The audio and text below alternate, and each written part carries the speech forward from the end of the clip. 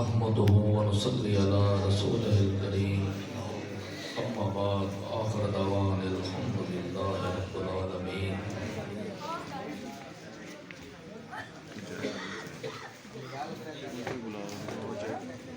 آستانہ قادریہ پر تمام آنے والے دوستوں احباب، حضور حضرت غوث پاک کے مریدین،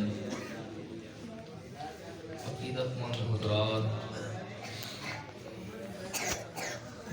آج ایک چھوٹا سا اپنا پیغام آپ تمام دوستوں کو دینا چاہ رہا ہوں.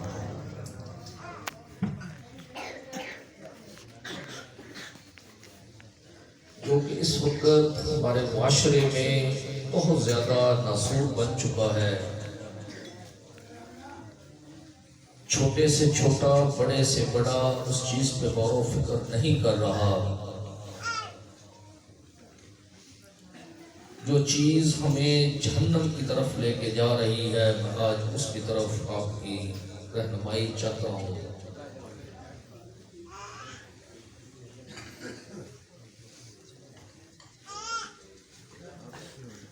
شیطان نے آدم علیہ السلام کے پتلے کو ایک سجدے سے انکاری ہوا. وہ اس دنیا میں بھی اور آخرت میں بھی وہ رد ہو گیا، وہ مرتد ہو گیا.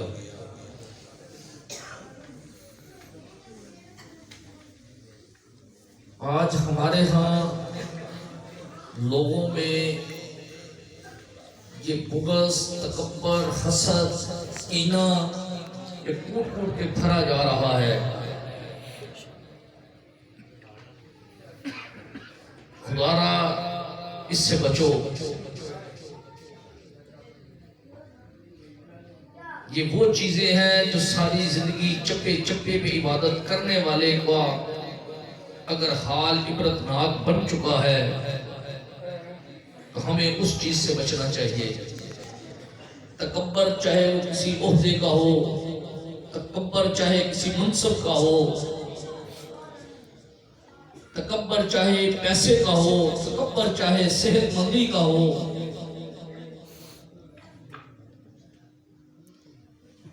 تکبر چاہے چار بھائیوں کا بازوؤں کا ہو، طاقت کا ہو، طاقت کے نشے کا ہو، وہ انسان کو برباد کر کے رکھ دیتا ہے. جیسے میرے اللہ کا حکم ہے، اللہ کے نبی صلی اللہ علیہ وسلم کا فرمان ہے، ایک مسلمان وہ ہے جس کو ایک کو تکلیف پہنچے اور دوسرا مسلمان وہ ہے جو اس کی تکلیف کو محسوس کرے.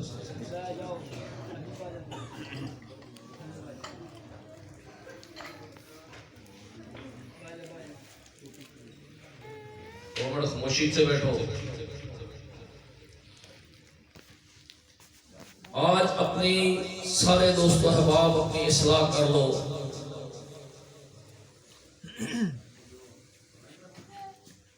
کہ اللہ والے ہیں تو اللہ والے بن کے رہنا ہے. شیطان مردود سے دور رہنا ہے. شیطان کبھی بھی کسی اللہ والے کے قریب نہیں آتا. اگر صحبت فقیرہ رکھی ہے تو صحبت فقیرہ پہ عمل بھی کرو.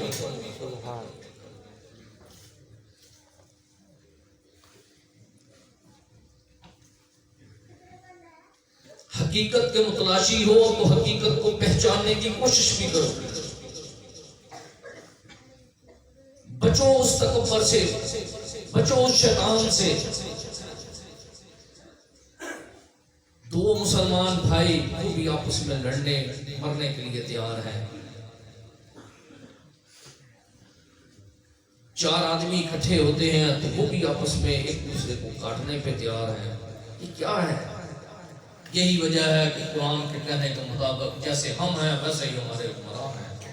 نہ ہمیں حلال کی تمیز رہ گئی، نہ ہمیں حرام کی تمیز رہ گئی. یہ حلال کسے کہتے ہیں اور حرام کسے کہتے ہیں.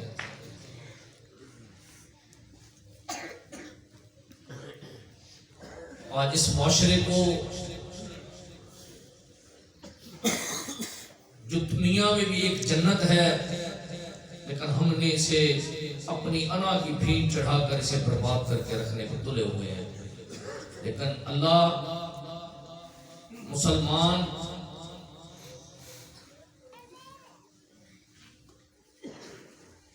کی حفاظت کرنے والا ہے، تو کرنے والا بھی صرف اس لیے ہے کہ وہ مومنین کے صدقے،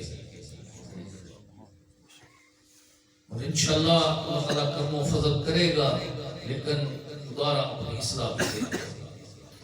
ایک دوسرے سے بجائے لڑنے کے، ایک دوسرے کو بجائے نیچا دکھانے کے، اپنے آپ کو نیچا دکھا کے، اپنے آپ کو مٹا کے اپنی ہستی کو بڑھانے کی کوشش کرو. اپنے آپ کو مٹا کے فلاح و کامیابی ہے اپنا مقدر بنا لو. جھوٹ سے بچو، کینہ سے بچو، محنت پہ یقین رکھو. محنت کرنے کے بعد اللہ فرماتا ہے کہ پھر میرے سپرد کر دو، اس کا صلہ میں دینے والا ہوں.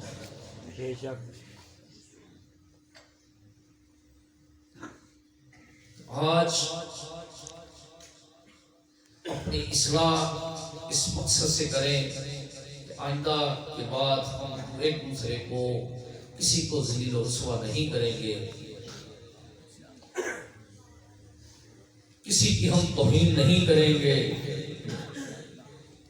کسی مسلمان بھائی کو تکلیف نہیں دیں گے، اپنے رشتہ داروں، عزیز و اقارب کو کسی کو ہم تکلیف یا مصیبت یا پریشانی میں نہیں ڈالیں گے. دوبارہ اپنی اصلاح کیجیے. کچھ نہیں اس دنیا سے، سانس اوپر کا اوپر، نیچے کا نیچے رہ جائے گا. بڑے بڑے اپنے عزیز و اقارب، اپنے دوست و احباب اپنے ہاتھوں سے قبرستان میں چھوڑ کے آ چکے ہو. آج سے پہلے وہ چلے گئے ہیں، آج کے بعد ہماری باری ہے. کس نے اس دنیا میں ہونا ہے، کس نے نہیں ہونا. وہ فیل کرو کہ جس سے پچھلے جو ہیں وہ یاد کریں کہ یار وہ اچھا انسان تھا، نہ کہ وہ یہ کہیں کہ برے انسان سے اللہ نے ہماری جان چھڑوا دی.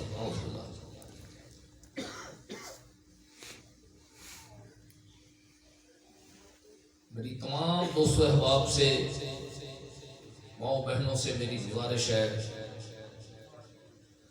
آج کے بعد توبہ کر لیں، توبہ استغفار کریں کہ ہم کسی مسلمان بھائی کا گوشت نہیں کھائیں گے.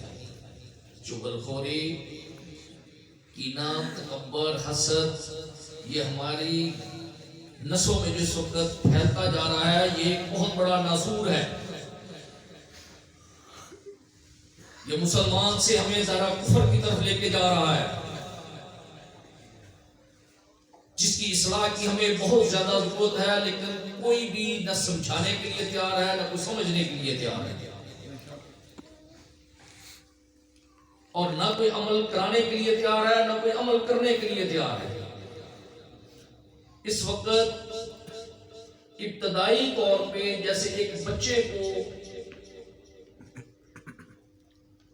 تربیت جو ہے اللہ کے نبی صلی اللہ علیہ وسلم کے فرمان کے مطابق 7 سال کے بچے تک کو اسے علم پہ نہ ڈالا جائے.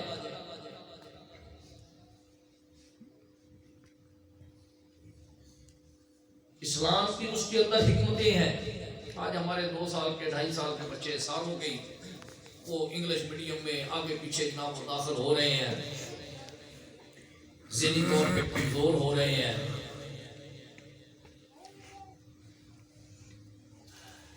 جاپان جو کہ غیر مسلم ہے، وہ 7 سال تک کی بچے کو اللہ کے نبی صلی اللہ علیہ وسلم کے فرمان کے مطابق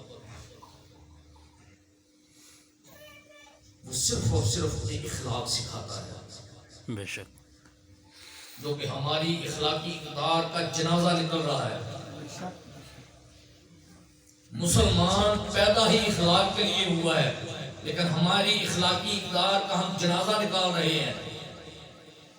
ان پڑھ تو ان پڑھ ہے، پڑھا لکھا طبقہ بھی اس کا جنازہ نکال رہا ہے.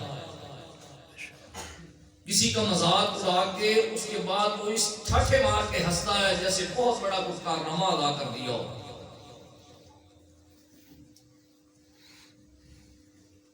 اپنی اصلاح کریں، آئندہ توبہ استغفار کریں کہ آئندہ ہم کسی کا دل مسلمان بھائی کا نہیں دکھائیں گے، ہم کسی مسلمان بھائی کو تکلیف نہیں دیں گے، ہم اپنے کسی رشتہ دار کو تکلیف نہیں دیں گے، ہم کسی جاندار جو چیز ہے، اللہ کے ولیوں نے تو یہاں تک کہا ہے کہ اپنے پاؤں کو بھی پھونک پھونک کے رکھو، وہ کیڑی بھی پاؤں کے نیچے نہ آ جائے۔ آج ہمارے اوپر کوئی اتنی بڑی فاقہ کشیاں نہیں ہے، اگر ہم آج سے پیچھے جا کے دیکھیں تو آقا کریم صلی اللہ علیہ وسلم جن کے لیے دو جہان کی کائنات سجائی گئی ہے، دو جہانوں کے لیے رحمت اللہ العالمین ہے، دو جہانوں میں 18,000 عالمین ہے، سمندری نباتات جس کی انگریز کی تحقیق کے مطابق 35 لاکھ سے زیادہ اس وقت وہ تحقیق کر چکے ہیں، اور اس سے کہیں زیادہ مخلوقات سمندر کے اندر موجود ہیں۔ ہم یہاں پہ صرف اس چکر میں لوگ پڑے ہوئے ہیں کہ اللہ کے نبی نور تھے یا بشر تھے، وہ رحمت اللہ العالمین ہیں، وہ تھے نہیں۔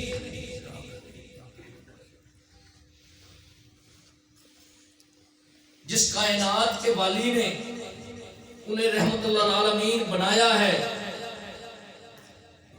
وہ دو جہانوں کے لیے بنایا ہے، اس جہان میں بھی اور اگلے جہان میں بھی۔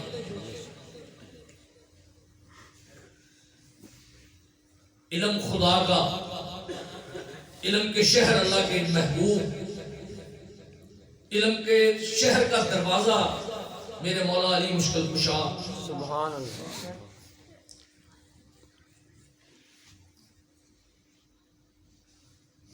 اس علم کا کچھ حصہ وہ اپنے دل میں بھی بسائیں، اس کو دل میں بھی سمجھیں کہ اللہ ہم سے چاہ کیا رہا ہے۔ اللہ کہتا ہے میری رضا میں تو راضی ہو جا تو میں تیری رضا میں راضی ہو جاؤں گا۔ اللہ کی رضا میں راضی ہو جاؤ، تھوڑا دیا ہے یا زیادہ دیا ہے اس پہ شکر الحمدللہ ادا کرنا سیکھ لو۔ جب تھوڑی پہ صبر کرنا سیکھ لو گے تو اللہ تعالیٰ آپ کے دسترخوان کے دروازے مزید کھولتا چلا جائے گا۔ جو پروردگار نے دیا ہے اس میں سے کچھ حصہ اللہ کی راہ میں خرچ کرنا سیکھ لو، اللہ اس سے کہیں زیادہ آپ کو دوبارہ وہی مال آپ کو اس سے زیادہ وہ واپس کرے گا۔ اللہ سے تجارت کرنا سیکھ لو، اللہ سے تجارت کرنا سیکھو۔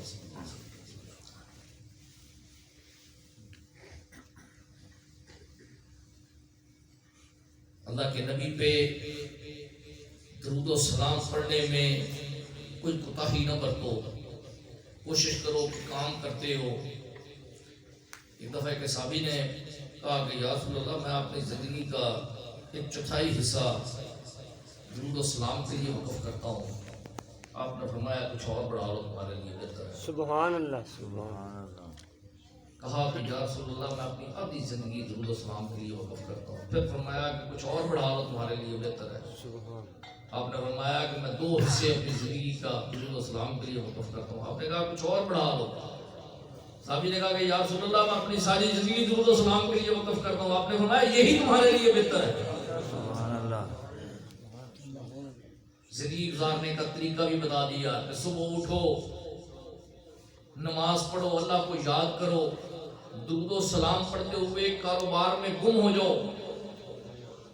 کرو گے تم سارا دن کاروبار، اللہ کے فرشتے لکھیں گے وہ درود و سلام جو آپ پڑھتے ہوئے کام آپ نے شروع کیا ہے۔ سارا دن کی تجارت درود و سلام کی لے لو۔ رات کو سوتے ہوئے 1 دفعہ درود و سلام پڑھتے ہوئے 2 دفعہ پڑھتے ہوئے سو جاؤ۔ ساری رات آپ خراٹے مارو گے، ساری رات آپ سو رہے ہو، فرشتے آپ کا درود و سلام لکھتے چلے جائیں گے۔ 24 گھنٹے آپ کے درود و سلام میں گزر جائیں گے۔ یہ ایک اپنی عادت بنا لو، اپنے سینوں کو، اپنے دلوں کو اللہ کے ذکر سے منور کرو، اللہ کے رسول کے ذکر سے منور کرو۔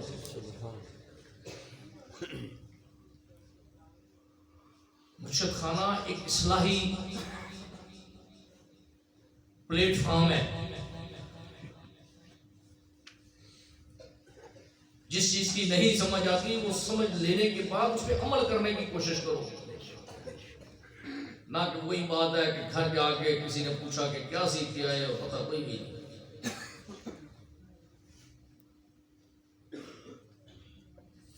زیادہ نہیں، صرف ایسے عمل کر لو کہ کسی مسلمان بھائی کو میں نے تکلیف نہیں دینی، میں نے تکبر نہیں کرنا، میں نے عاجزی اور انکساری سیکھنی ہے۔ کس نبی کے ہم امتی ہیں؟ اگر ایک روٹی ہے تو دیا بند کر کے خالی ہاتھ چلا کے اپنا منہ چلا رہے ہیں کہ لوگ دوسرا میرا مہمان یہ سمجھے کہ میں بھی کھانا کھا رہا ہوں، مہمان وہ روٹی کھا لے تاکہ اس کا پیٹ بھر جائے۔ خالی یہ سننا نہیں ہے، اس پہ عمل بھی کرنا ہے، دوسرے کے لیے عمل بھی سیکھنا ہے۔